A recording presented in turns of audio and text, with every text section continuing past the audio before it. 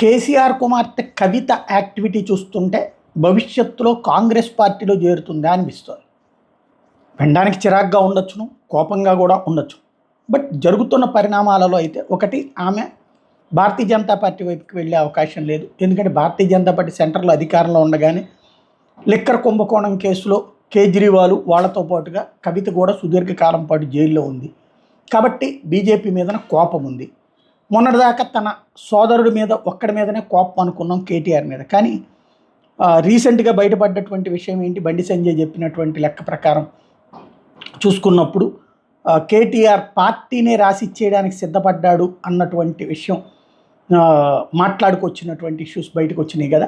ఏదైతే పార్టీని కూడా ఇచ్చే బండి సంజయ్ కాదు, ఎవరు సీఎం రమేష్ మాట్లాడాడు, బీఆర్ఎస్ని బీజేపీలో విలీనం చేయడానికి సిద్ధం, కవితని అరెస్ట్ చేయకూడదు, తన తండ్రిని అరెస్ట్ చేయకూడదు అని చెప్పి అడిగాడని. అంటే అంతగా అతను తగ్గాడు అని.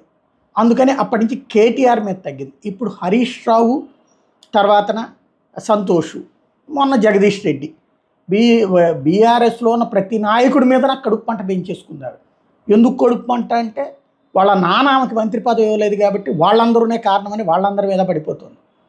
ఓవరాల్గా చూస్తుంటే కాంగ్రెస్కి ఫేవరిజం చేసి పెడుతుంది. మొన్న మాట్లాడినటువంటి మాటలు కావచ్చు, ఇవాళ రేవంత్ ప్రభుత్వం సిబిఐ విచారణకు ఆదేశించగానే అవినీతి జరిగిందని సర్టిఫికెట్ ఈవిడిచ్చింది, కుటుంబ సభ్యురాలు బీఆర్ఎస్ ఎమ్మెల్సీ అయ్యింది.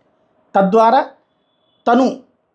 తన పార్టీ ఉంటే ఎంత ఊడితే ఎంత తండ్రి పట్ల ప్రేమని నటిస్తూ పార్టీ నాశనం చేసేసేయడానికి ఓపెన్గా ప్రకటించేయడం అన్నటువంటిది. బీజేపీని ద్వేషించడం చూస్తుంటే కాంగ్రెస్కి చేరువయ్యేలా కనబడుతుంది. కాంగ్రెస్ ఏమన్నా అస్త్రంగా వాడబోతుంది, చూడాలి.